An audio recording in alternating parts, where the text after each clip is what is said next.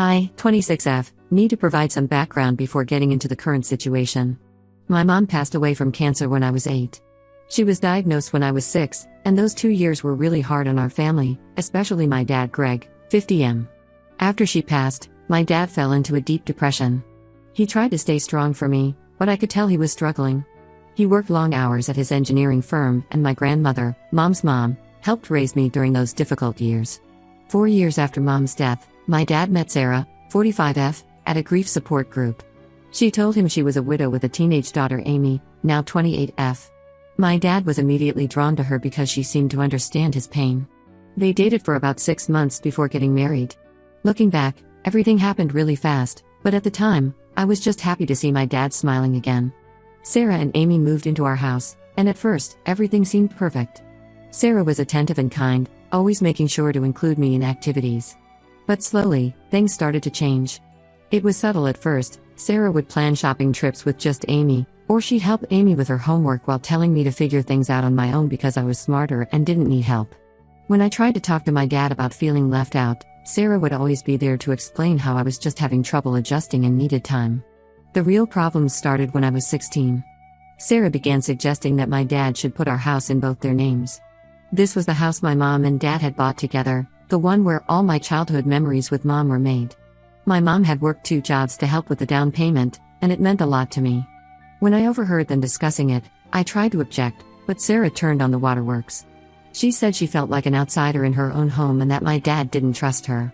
My dad, not wanting to upset his new wife, agreed to add her name to the deed. Around this time, Sarah's treatment of me got worse. She would forget to wash my laundry but always had Amy's clothes clean and folded. She would make my favorite meals but deliberately add ingredients I was allergic to, then act apologetic when I couldn't eat them.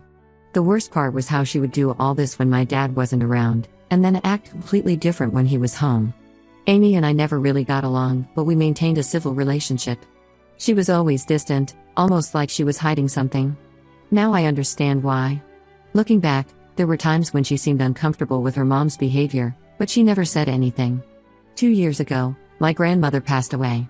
She had always been worried about me after my mom died, especially after seeing how Sarah treated me when she visited. She left me a significant inheritance, including my mom's jewelry collection and some family heirlooms that had been passed down for generations. The inheritance also included a substantial amount of money that my grandmother had saved specifically for me. This is when Sarah showed her true colors. She started talking about how families should share everything. She would make comments about how Amy was struggling to pay for graduate school while I had all this extra money. She even tried to convince my dad that as my parent, he had some right to help manage the inheritance. When I refused to share anything, she started crying to my dad about how I was being selfish and turning into a spoiled, entitled person. Last month, I was helping my dad organize his home office. Sarah never lets him organize anything, claiming she has a system. While sorting through old paperwork, I found a box of documents hidden behind some books. Inside were credit card statements, collection notices, and legal documents showing that Sarah had been in massive debt when she married my dad. We're talking about hundreds of thousands of dollars in credit card debt, unpaid loans, and even some gambling debts. But that wasn't the worst part.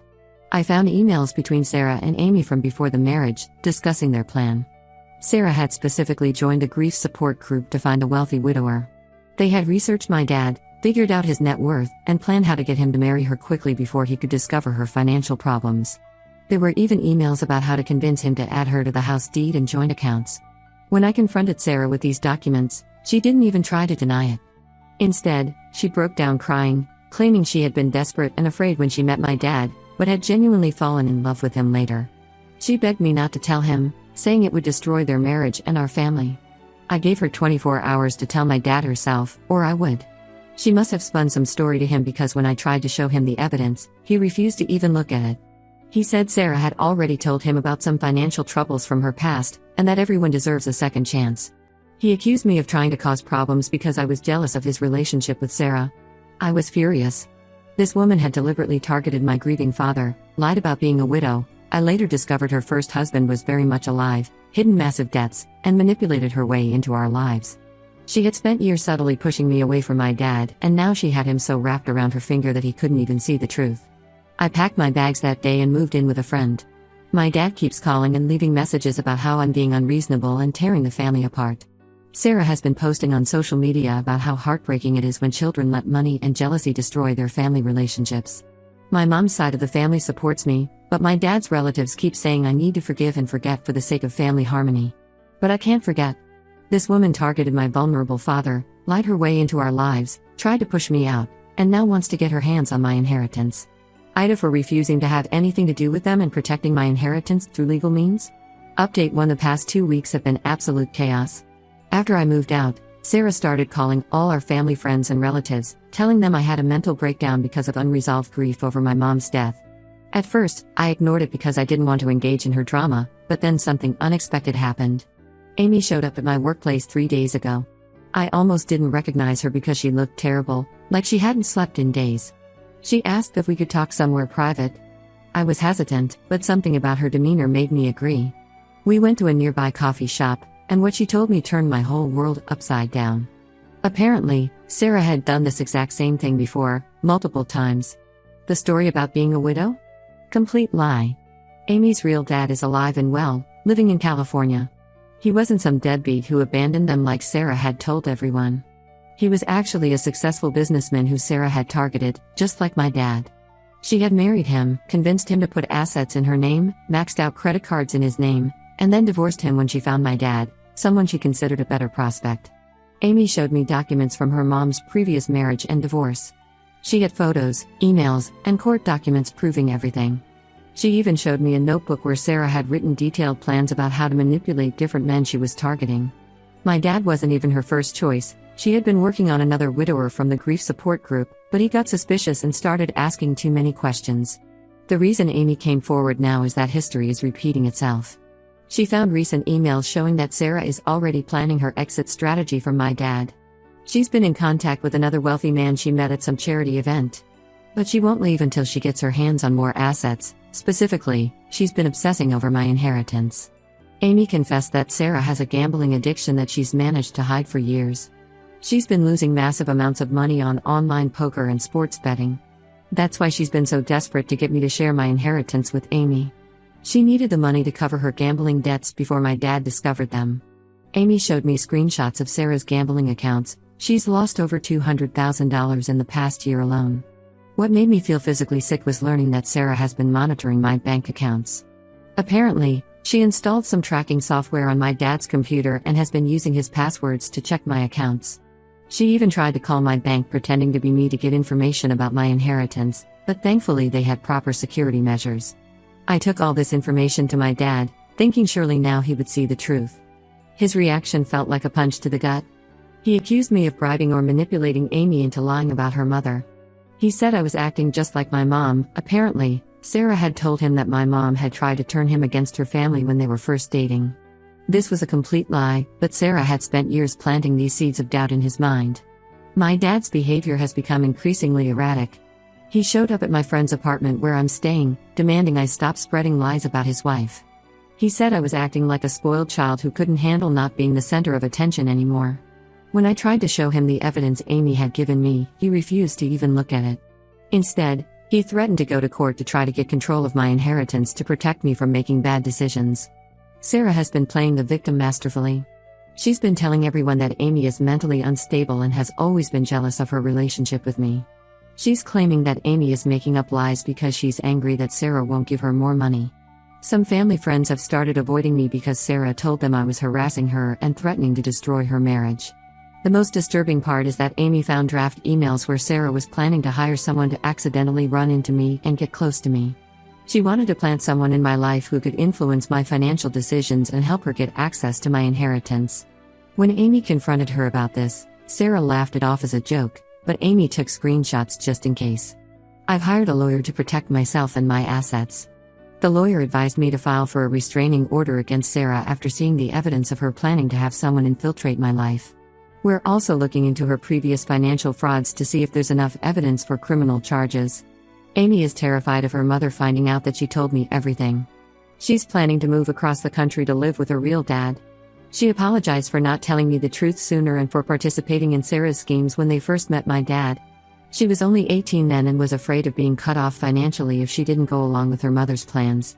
The hardest part of all this is watching my dad destroy himself for this woman. The strong, loving father who raised me seems to have disappeared, replaced by someone I barely recognize. Some of his colleagues have reached out to tell me he's been making mistakes at work and seems distracted all the time. I'm worried about him, but every attempt I make to help him is twisted by Sarah into proof that I'm trying to destroy their marriage. Right now, I'm focusing on protecting myself legally and emotionally. I've started seeing a counselor to help deal with everything, and I'm grateful for the support of my mom's family. But I won't lie, watching my dad choose his manipulative wife over his own daughter hurts more than I can express. Update 2: Just when I thought this situation couldn't get more twisted, everything exploded in ways I never imagined. Last week, I received a message on LinkedIn from a woman named Rachel, 32F. She introduced herself as Sarah's first husband's daughter and said she had been trying to find me for weeks after hearing about our situation through mutual acquaintances. Rachel's story was chillingly similar to mine. 10 years ago, her dad had also been a grieving widower when Sarah joined his grief support group. Sarah had used the same tactics, rushing into marriage, isolating him from his children, and gradually taking control of his finances. Rachel had also found herself being subtly pushed out of her family home while Sarah favored Amy. She sent me court documents and police reports that showed an even darker side of Sarah. Apparently, when Rachel had tried to warn her dad about Sarah's gambling, Sarah had staged a break-in at their house and blamed Rachel. She even planted evidence to make it look like Rachel had stolen money to support a drug habit. Rachel's dad believed Sarah and cut contact with Rachel for 3 years. By the time he discovered the truth, Sarah had already divorced him and moved on to her next target. Rachel connected me with 2 other families who had similar experiences with Sarah. In each case, she had targeted wealthy widowers with teenage daughters. She would always claim to be a widow herself, use Amy to help her seem more sympathetic, and then systematically work to gain control of their assets. She had perfected her manipulation techniques over the years, learning from each situation what worked best. The most disturbing discovery was that Sarah kept detailed records of everything. Rachel's dad had found notebooks where Sarah had written elaborate plans, including how to exploit each family's specific vulnerabilities. She had even categorized potential targets based on their net worth and how easily she thought they could be manipulated. When I shared this information with my uncle, Dad's brother, he finally took me seriously. He had always been skeptical of Sarah but had kept quiet to keep peace in the family. He helped me compile all the evidence and presented it to my dad when Sarah was away at what she claimed was a wellness retreat, which we later discovered was actually a gambling trip to Las Vegas. For the first time, my dad actually looked at the evidence. The notebooks were what finally broke through his denial. He recognized Sarah's handwriting and entries that detailed plans to manipulate him, including notes about using his grief over Mom's death to rush him into marriage. There were even calculations of how much money she could potentially get from divorcing him once she had enough assets in her name. My dad started doing his own investigation and discovered things even I hadn't known about. Sarah had opened multiple credit cards in his name and maxed them out gambling. She had been stealing money from their joint accounts and hiding it in a separate account under her maiden name. She had even been planning to refinance their house without his knowledge, using forged documents. When Sarah returned from her retreat, my dad confronted her with everything. Instead of denying it, she tried to blackmail him. She threatened to tell his business partners about some supposedly illegal deals he had made, all lies, but she said she had forged documents to support her claims. She also threatened to ruin his reputation by accusing him of abuse. But Sarah didn't know that we had anticipated this. My dad had already spoken to his business partners and warned them about potential false allegations. We had also gathered statements from her previous victims and evidence of her past frauds. When she realized she was cornered, she completely changed tactics. She broke down crying, claiming she had a gambling addiction and needed help. She begged my dad to give her another chance, saying she would go to rehab and make everything right. When that didn't work, she became furious and started threatening everyone. She told my dad she would make sure he lost everything in the divorce, including the house my mom had helped buy. My dad finally filed for divorce, but Sarah isn't going quietly. She's already hired an aggressive divorce attorney and is demanding half of everything, including my dad's retirement accounts. She's also trying to claim that she helped raise me, so she deserves some say in my inheritance. Thankfully, my lawyer says her claims about my inheritance have no legal standing, but we're still documenting everything in case she tries something else. The most surprising development is that Amy has agreed to testify about her mother's schemes if the case goes to court. She's finally standing up to her mom, even though Sarah has threatened to disown her. Amy said she's tired of being used as a pawn in her mother's cons and wants to make things right. Update 3: The divorce proceedings between my dad and Sarah have turned into a complete nightmare. True to her threats, Sarah has been doing everything possible to make our lives miserable. She started by creating multiple social media accounts where she posted private family photos and information, along with lengthy posts about how my dad and I supposedly abused and mistreated her and Amy for years. She even went as far as posting edited screenshots of conversations and old photos of bruises she got from a car accident years ago, trying to paint my dad as abusive. Thankfully, we had the original photos and medical records from the accident, which our lawyer used to prove she was lying. Several of Sarah's previous victims also came forward with evidence of her using similar tactics in their cases. The turning point came when Sarah's gambling debts caught up with her. 2 loan sharks showed up at our house looking for her. Apparently, she had borrowed huge amounts of money using my dad's business as collateral, forging his signature on the documents. This led to a police investigation, and they found evidence of multiple instances of fraud and forgery going back years. Faced with potential criminal charges, Sarah finally agreed to a settlement. She got less than she wanted, basically just enough money to pay off her gambling debts, but she still managed to delay the proceedings long enough to drain a significant amount of my dad's savings on legal fees. She and Amy moved to Arizona last week, and we heard through mutual acquaintances that she's already attending grief support groups there. My dad has been trying to rebuild his life, but the damage Sarah caused is extensive. He had to remortgage his business to cover the debts she accumulated in his name. He's lost friends who still believe some of Sarah's lies, and his reputation in our community has taken a hit. He's in therapy now, finally dealing with not just Sarah's betrayal but also his unresolved grief over my mom's death, which Sarah had exploited so effectively. He keeps asking me to move back home, saying he needs help getting his life back on track. He's apologized multiple times for not believing me and for choosing Sarah over me. While I appreciate his apologies, I told him I need time. The trust between us has been severely damaged, and I can't just pretend the last few years never happened.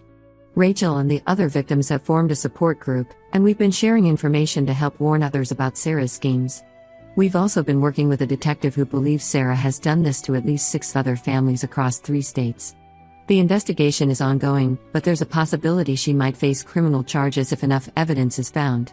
Amy reached out last week to let me know she's cut all contact with her mother and is living with her real dad now.